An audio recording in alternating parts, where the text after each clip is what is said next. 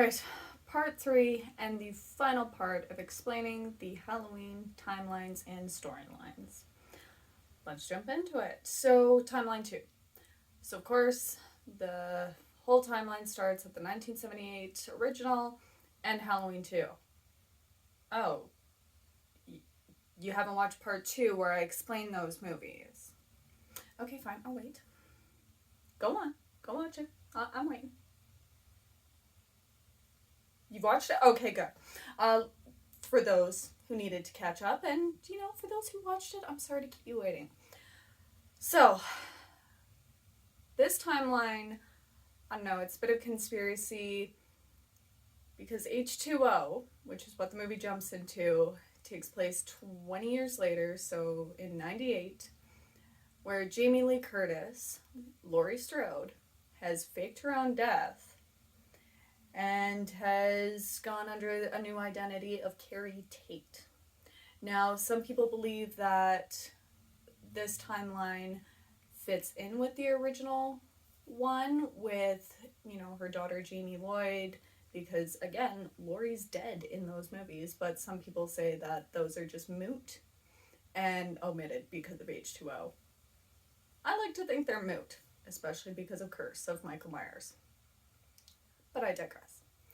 So, she's now Carrie Tate. She's working in a very prestigious boarding school. She lives with her teenage son, Jonathan. Now, that relationship is very strained because of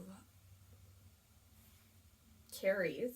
Oh, screw it. We're just going to call her Laurie because I'm going to screw that up at some point. So, Laurie's been very overprotective of her son. She doesn't let him leave the school grounds, tries to keep his friends kind of isolated in there as well. And, she does have a nice boyfriend as well that knows something's up, but, So as the movie progresses, we later see Jonathan sneak out because they find out there's this whole school trip. Obviously, the overprotective mother that Laurie is says he can't go, so it's like, screw it. Me and my friends are going to stay behind. We're going to have a mini party, whatever. So they sneak out to go somehow get a bottle of wine. Like, this is the States. I'm pretty sure the legal drinking age in 98 was still 21. I could be wrong. I'm from Canada. Alberta specifically, where we can start legally buying our alcohol at 18. Anyway. So, Laurie, of course, goes out for lunch with her boyfriend. She's had a few because... big surprise, she's traumatized still and has developed a drinking habit and takes a bunch of medications to kind of cope with everything. So really, she's not coping with anything. Finds her son, gets pissed, drags him and his friend back to the school. Later on, after her literacy class, she tells her son, yeah, you can go on this trip, which her son's just like, ha, no, I made these plans, I'm staying. You're just not going to know.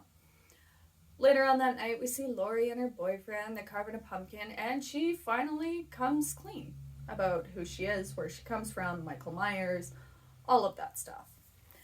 And then, of course, her boyfriend's just like, oh, well, your son turned 17, and then she starts hitting panic mode, being all like, oh my god, I was 17 when I got attacked, and starts going looking around for her gun, then realizes her son never left the school for this trip. So, of course, they march into the school, they find the son, 2 of his friends are already dead, him and his girlfriend are alive, so Laurie bursts in, saves the day. Michael Myers already hacking through the school because somehow, well, not really somehow, we see at the beginning of the movie, he finds this person who's been handling all of Loomis's case files and the whereabouts of Laurie Strode and everything that happened on that Halloween night. He finds out she's, oh, by the way, she's in California. Finds out she's in California and hightails it there to go kill his sister because, again, this is sibling rivalry with extra steps. But yeah, Michael's hacking through people again. He's killing. It's great. There's a final showdown where Laurie, pushes him off this balcony or shoots him off. I can't remember off the top of my head. I know my notes are right beside me. I could probably just look down, but I'm not gonna. Go watch the movie, figure it out. She knows better that he's not dead. Also, she did ship off her son and his girlfriend, leaving her behind to be the martyr and face Michael Myers, face her fears. They really brush over the whole PTSD thing, by the way, in this, but then again, it's the 90s. Not later, not 2000s, where mental health is actually a thing. Of course, her son and his girlfriend return with police and paramedics, all that, and then she sees them hauling Michael's body out to the coroner's van. She snaps and is like, fuck this, I know he's not dead. Holds them at gunpoint, demands they load him into the van, then hijacks the van. Goes on a long drive, and as soon as he starts waking up, she slams on the brake, he goes flying through the windshield. The movie ends with her in a fit of rage, beheading Michael Myers once and for all. Until we go into Halloween Resurrection. So that movie is a dumpster fire. I hate it more than The Curse of Michael Myers. We'll get into that in a minute. So that movie takes place, it starts off right where H20 left off, where we see Laurie beheading Michael, except we find out Michael is actually just a paramedic. So she's deemed crazy, and she gets sent off to the psych ward. So a year later, Michael ends up hunting her down again, and Laurie is pretending to be a drooling idiot, doped up on medications, but she's really not. She knows Michael's coming back for her. It's Halloween. They have a final showdown. He stabs Laurie, kills her. That's the end of it. Was it a year later? Oh, sorry, it was 3 years later. Then, a year after Michael kills Laurie, we cut to some college where a bunch of college kids win this thing to be a part of an internet reality show where they have to go into the Myers house and solve the mystery. Of course, all these kids find out it's all fake and it's all staged until it's not. Because Michael Myers is done killing off his bloodline. He's just returned home for, why not, nostalgia, memory lane, I don't know. He's returned to his house, starts killing off people. The end of it, someone goes crazy, that's part of it. I don't know. I couldn't even be bothered to watch this again because of how much of a dumpster fire it is. But Michael gets killed off again, hauled off to the morgue, starts twitching weirdly, and it just cuts the scene. So we're left as, is he dead? Isn't he? We don't know. That is ending timeline 2. Again, just H20, it's okay. Very dated, did not age well. Resurrection is just a dumpster fire, because what's Resurrection? Nobody likes that. So, let's go into timeline 3. It's 2018. This one starts off at the original movie. There is no such thing as Laurie and Michael being siblings. None of that is said to be real anymore. Now we jump to 2018. We see people interviewing, trying to get words out of Michael, figure out why he did it, why he went on that killing spree 40 years ago. They interview Laurie. And this is what I really like about this timeline, is they actually show the whole aspect of what trauma does to somebody, and when you don't deal with it, how it just consumes you. So we find Laurie, she's living as a recluse with a fuckload of weapons, constantly training, constantly getting ready for the day that he returns, if he were to return. And we also find out that Laurie had a daughter, Karen, that was hauled off by child services years ago, and that relationship is strained all to hell because of Laurie's obsession with Michael Myers. Obviously, Michael Myers, he's said to be transferred. They're setting him to be transferred very close to Halloween, which, I'm sorry, is stupid. We know for some reason Halloween triggers something in this behemoth of a man.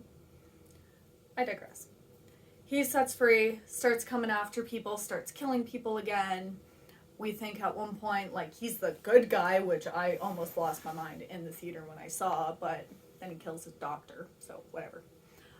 Final showdown, and it's Laurie and Karen and her granddaughter. They trap him in a basement, set it on fire, leave. Then we go to Halloween Kills, which, much like Halloween 2, takes place the same night.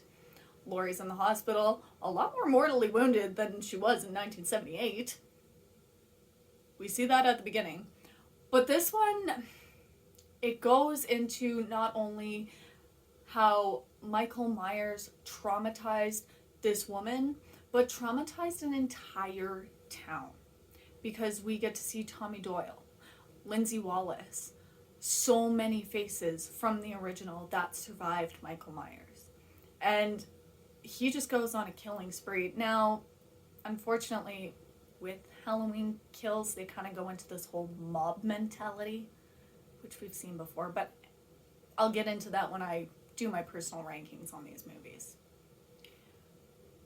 But we get to see the trauma from everybody, not just one person. And then in Halloween Ends, still really new, I'm not going to spoil it,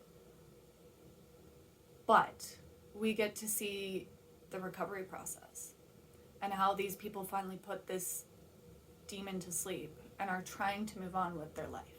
Of course, Michael comes back, but again, if you've seen the ending, I really like it because it's just so full of closure that it's almost poetic in a sense. So that's it. That's me listing off and explaining the timelines and rambling about them like an idiot for 3 videos now, because again, I have too much time on my hands. So the next video is going to be my ranking of all 13 movies and why they're placed where they are. I might get lynched for it, but we'll see what happens. I will also be releasing, as I mentioned on TikTok last year, I did a 7 days of Halloween counting down. I called it my Halloweek.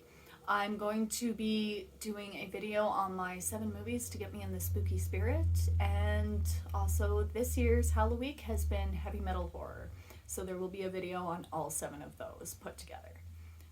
Hope you guys enjoyed. What timelines are your favorites? What storylines are your favorites for Halloween? I'd really love to know. So, don't be shy. Get at those comments.